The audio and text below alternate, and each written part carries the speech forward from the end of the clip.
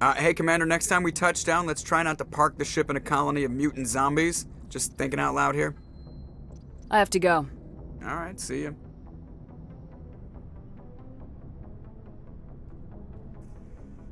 Do you have some time to talk now, Commander? Of course. Have a seat.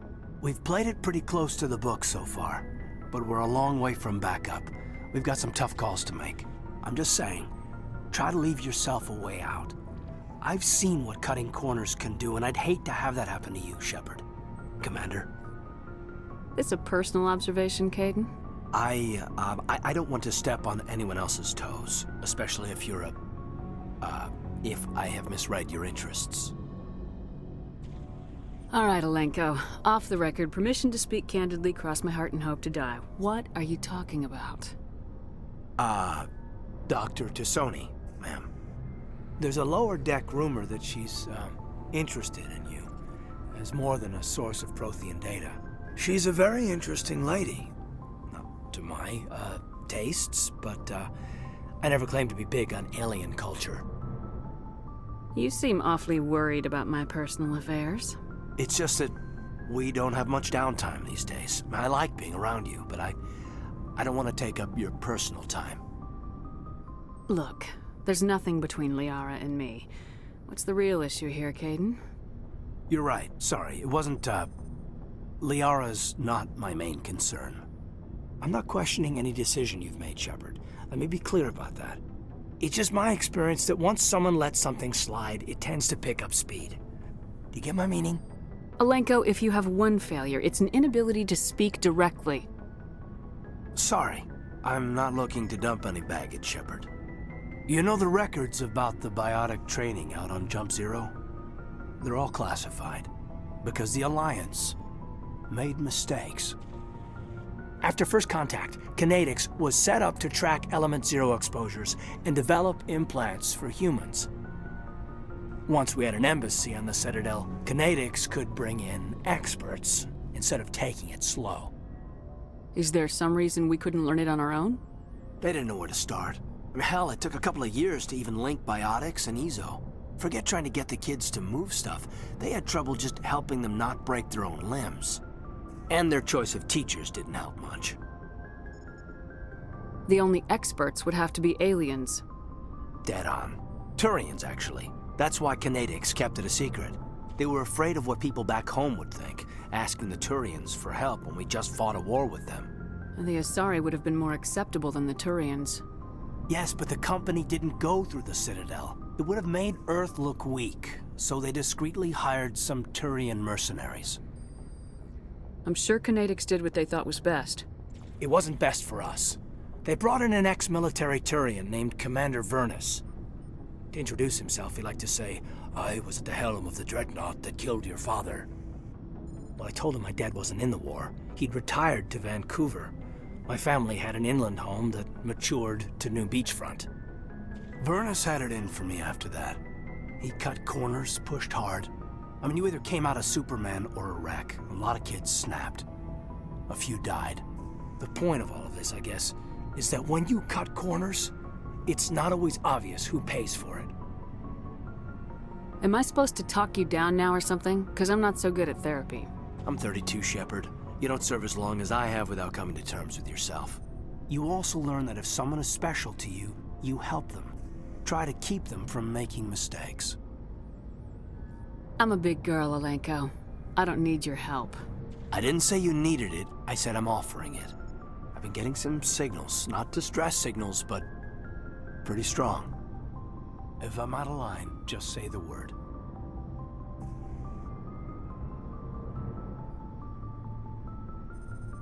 Now isn't the ideal time. But I want to talk about this, Caden. I get you, Shepard.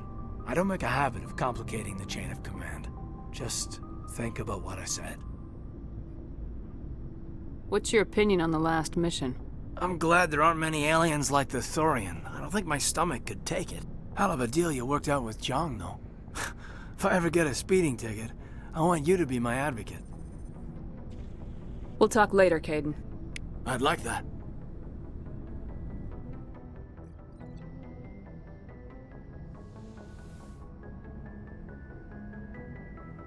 I get the feeling you want to ask me something, Commander. Maybe we could pick up where we left off. You were telling me about your interest in the Protheans.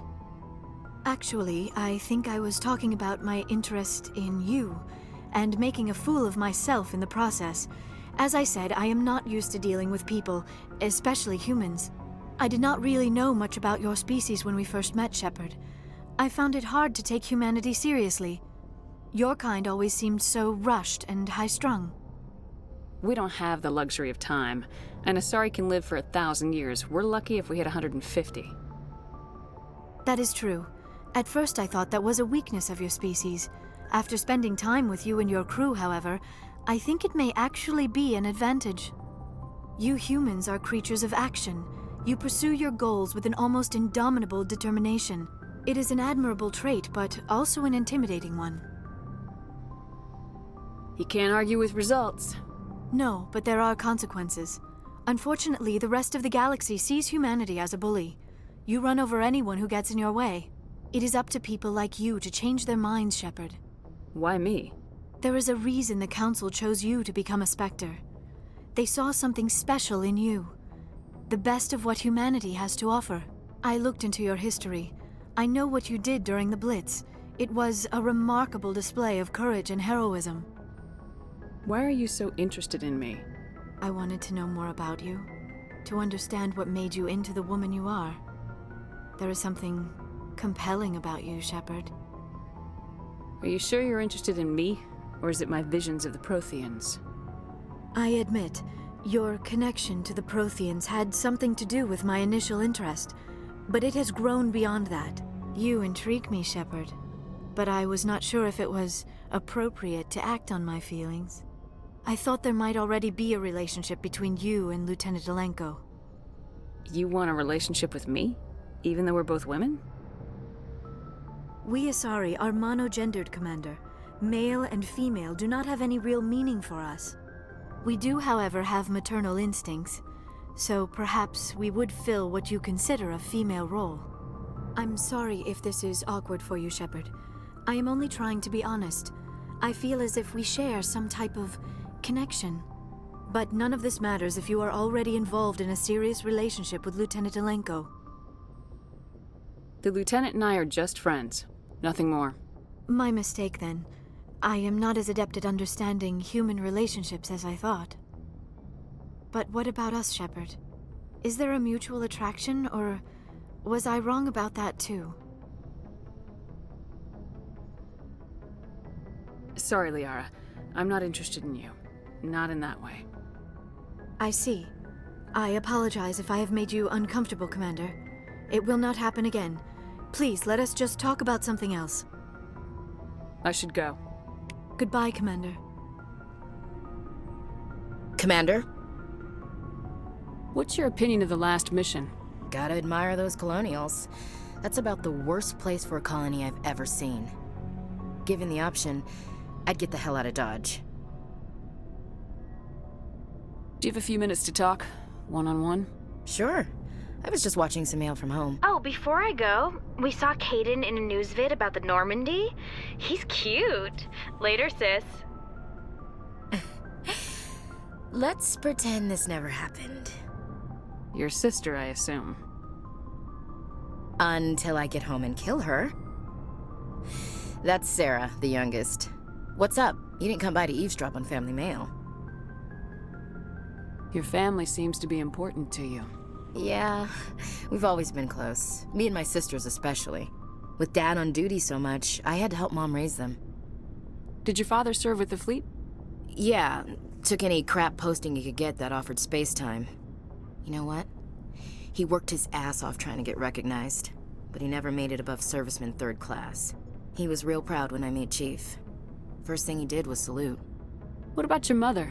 You haven't mentioned her. You must know what military wives are like. Strong because they have to be, able to raise kids while Dad's away on a 6-month cruise. She has a degree in planetary geology. She and Dad both wanted to see new worlds. She gave up her career to raise us, though. You have more than one sister? Sounds like a big family. Yeah, I'm the oldest, then Abby, then Lynn. Sarah's the youngest. She's still in high school. With 4 girls, Dad used to say he felt more outnumbered at home than on maneuvers. Where did you grow up? All over.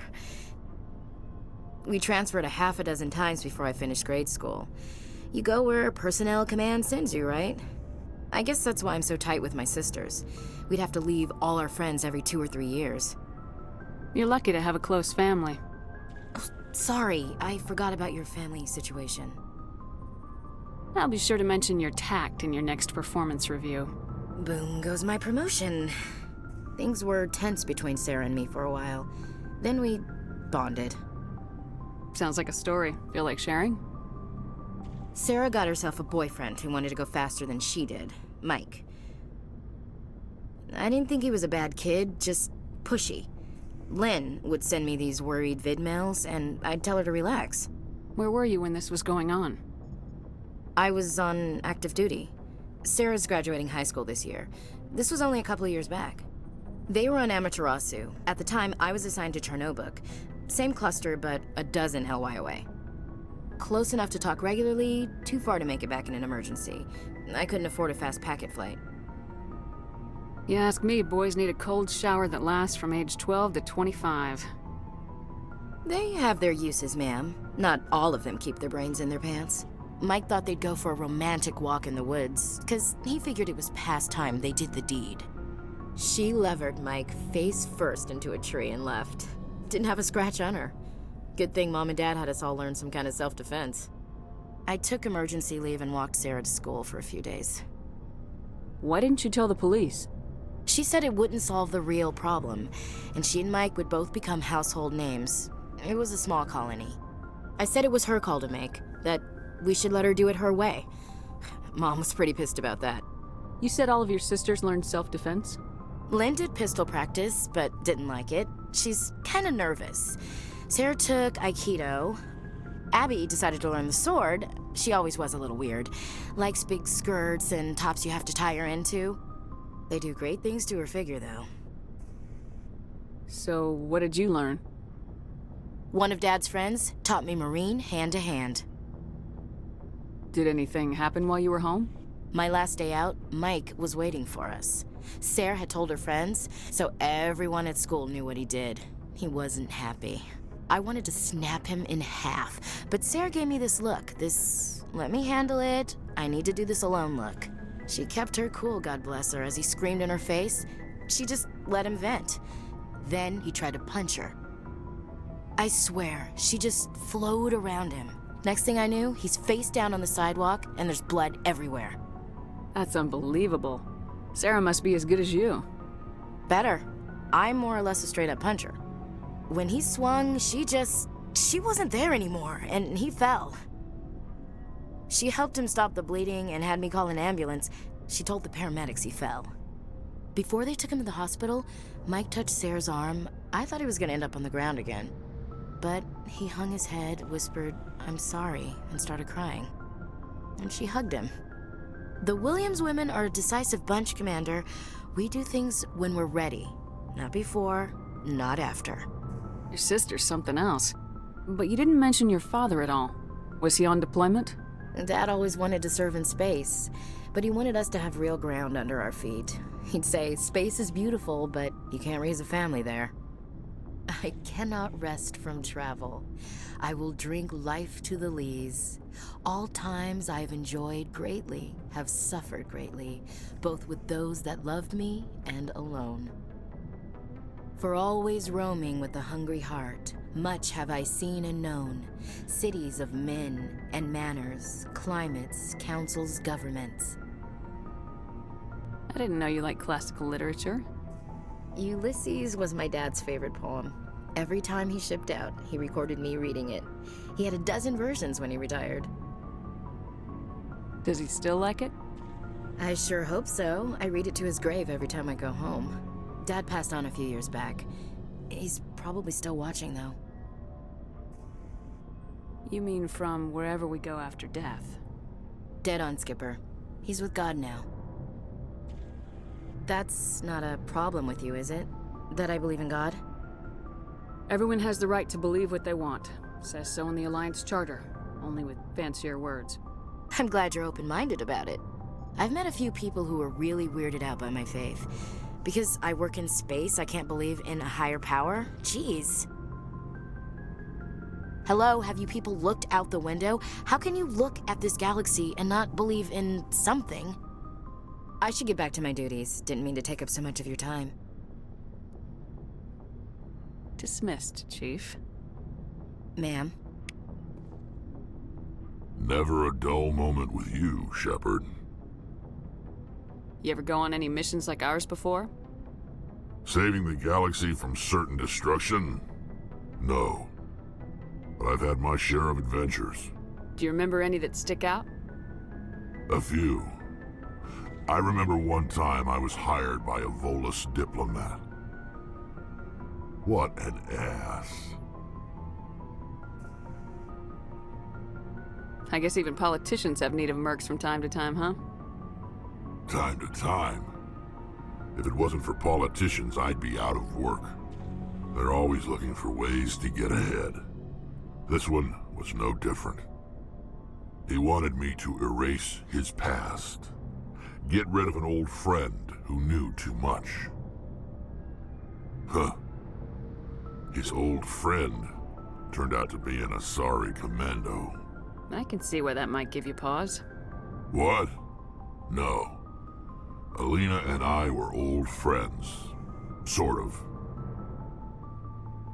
We met when we were both contracted to kill the same Turian. Neither of us wanted the other one to get him first.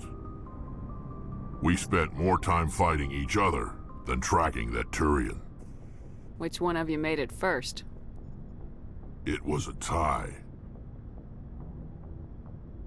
I brought back his head. She got the rest of him. As far as I know, we both got paid. Anyway, when I told Alina about the diplomat's contract, she and I had a good laugh about it. So what'd you do? Well, I wasn't going to lose the contract, but I respected Alina. In the end, I let her pick the location where we'd fight. She chose some old Solarian space station overrun with mercs and smugglers. That way we didn't have to worry about hurting any innocent bystanders. She always was a bit of a softie. What happened on the station? What didn't happen? For 2 days I chased her through that station, used my entire store of ammunition, had to kill a bunch of mercs and use their crap weapons. By the 3rd day, the station was barely holding together. The mercs were dead or gone, life support was failing, but I had her. She'd locked herself in the med labs. She was trying to patch herself up. Damn tough, that one. Then just when I thought I had her, the station's core went critical. Barely made it back to my ship in time. I assume the Asari Commando didn't make it. I watched the station from a distance. I never saw her leave. And when that place blew, there was nothing left larger than a Turian's right nut. So I headed back to the diplomat to give him the good news and collect my pay. But before I got halfway there, Alina sent me a message. Better luck next time. Now, I'm not superstitious, but if someone can survive that, well, they deserve to live. At least for a bit longer. What about the diplomat? He wanted her dead. I told him the truth. Alina was still alive and she was really pissed. I told him if he wanted to live, he'd need me around to protect him. You're smarter than you look, Rex. He kept me on as his personal guard until he died. Natural causes. Easiest job I've ever had. A little boring, but credits are credits. So long, Rex. Shepard.